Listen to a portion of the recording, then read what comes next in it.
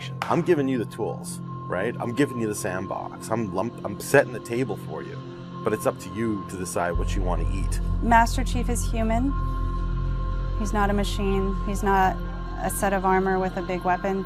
He's a human with resilience and courage. You know, and I was so looking forward to this moment because for Master Chief, you know, the stoic soldier, the man of few words, all that. But there was this progression, you know, in terms of his emotional side, even through the first 3 games. But this was going to be the great leap. What happens when that soldier starts to discover his humanity? We had to create a situation that was going to knock him out of his comfort zone. The Master Chief has settled into this comfort zone of being the hero. You know, it's interesting. Early on, we talked about the hero's journey, and like, how do you have a hero's journey when he's already a hero? What are the sacrifices that you need to make in order to preserve something as precious as humanity? The journey is the important part. The growth is the important part.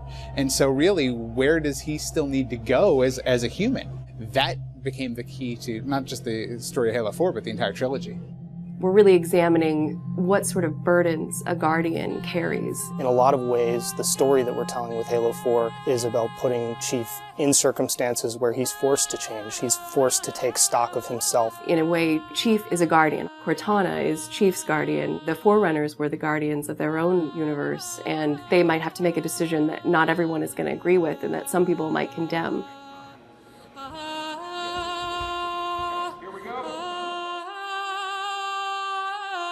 It's almost like you're a little kid and you're just playing make-believe again. So you imagine everything. The table's here. The plinth for Cortana is here. There's a window here. Ready, go.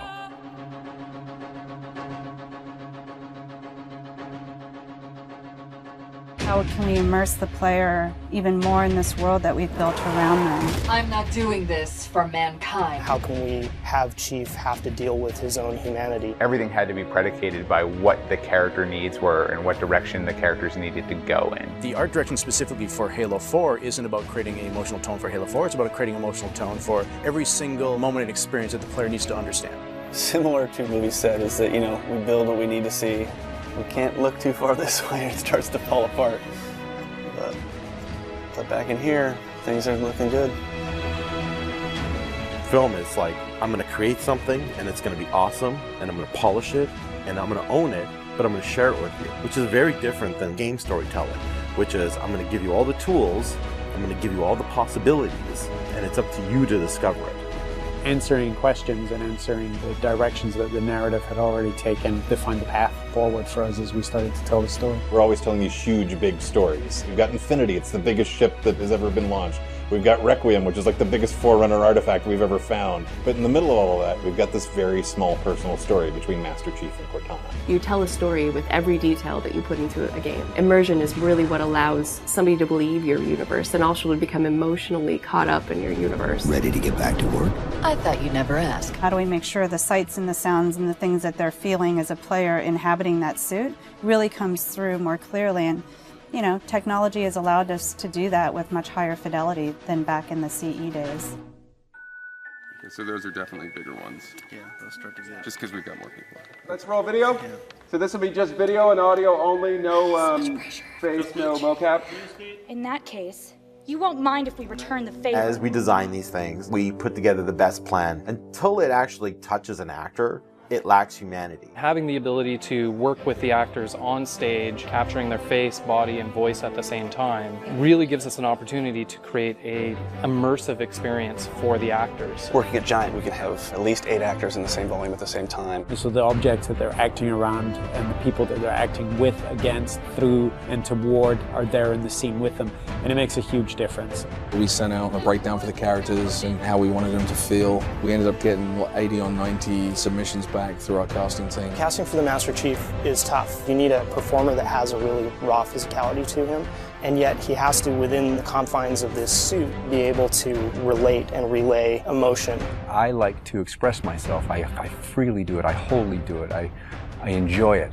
And so pulling back on all of those instincts is what's required to play him. Imagine that translating to a 3D model with huge armor and making sure the personality of Chief's movement comes through that armor was really critical. And that really came down to Bruce's acting, his physical stature, and really his physicality as he went through all of the performance. You'll never see his face or hear his voice, but all of the other actors that are playing off of him have received so much from him in their performances, and I think that they would all agree with that.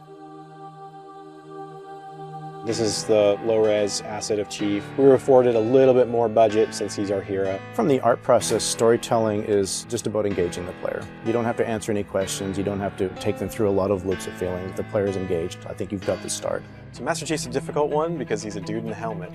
There's such a, particularly in science fiction, such a fantastic history of people being completely realized as people without having their face as a tool. For us, it's making him feel like a real person. We have a nude male sculpt, and then from there we sculpt it on physically a tech suit. And on top of this, guys, when we spend time just doing all the details and trying to add some of that functionality, even little bits here and there like Braille, and this just reads 117. I think it's connected to having even more modern visual flow when it comes to his lines, his design, the way you follow the outline of Master Chief. Trying to put it into an area where it feels realistic, that it feels kind of tankish. What do you think of a tank? You think square, you think metal, there's some wear and tear on the edges. So those things we want to grab, put them on the Chief so it communicates that. The fingers are missing here on these. They have armor caps that come on, but he doesn't have armor caps on his trigger finger or thumb finger so that he could have more tactile sense when he's shooting and loading his weaponry. The last thing we just changed was his visor. His visor picks up the elements based on the room that he's in. We want to take every inch of the character to tell a story as much as we can. Above all, he still needs to connect to the player and they still need to understand him as being that character. It's somebody who's been very loved over the last 10 years.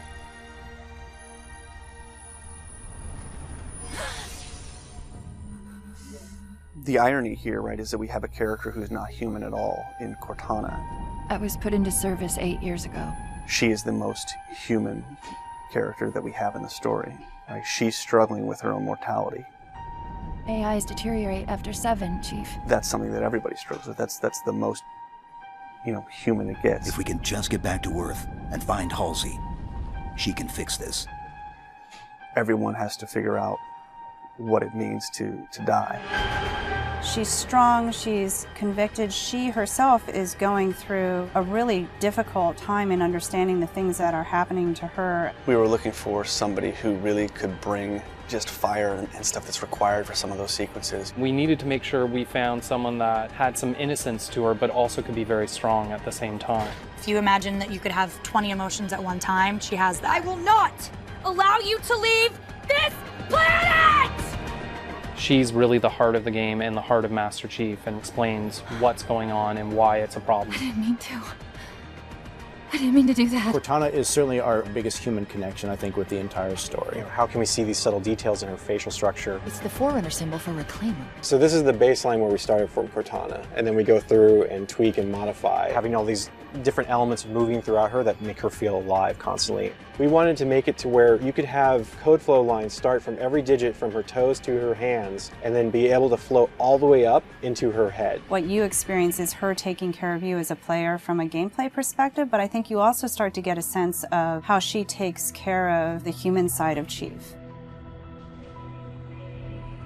Wake me when you need me. They spotted us! Bringing Jen and Steve in and having them layer their voices over the character performances in the cinematics, that just brought the whole experience together. You look at just the number of lines that the Chief has had over the course of the franchise, and it's not a lot. How much firepower would you need? And yet people will immediately call you out on the Master Chief's voice being something very distinctive and important to them. The funny thing is that they've had this off-screen chemistry because they didn't actually meet until last year. Not only is this the first time they've ever sat together on a panel, this is the first time they've ever been in the same room or even met. So seeing them meet and seeing them have that chemistry in real life and seeing how they acted together in scenes just felt like we just missed this opportunity for all these years to actually get them together and get something even more memorable and more exciting out of them. In the beginning, they were great choices for those characters. Steve has this very stoic personality that comes through in his few words. The same way Jen's voice is confident and it's strong, but it can also be playful. You do know you don't have to wait until the last minute just to impress me, right? In many ways, Halo 4 is the first act. We want a player to be able to ask themselves what it is to be a hero. Is the sacrifice worth it? I often think of him as like Atlas, you know, like he's got the weight of the world on his shoulders all the time. Chief and Cortana are the same person, but she has always been the reflection of his humanity. People don't play Halo to watch a soap opera, and yet you don't want to just be kind of pulp. To me, it's a natural progression of this story, and it takes this relationship to the place it should go to.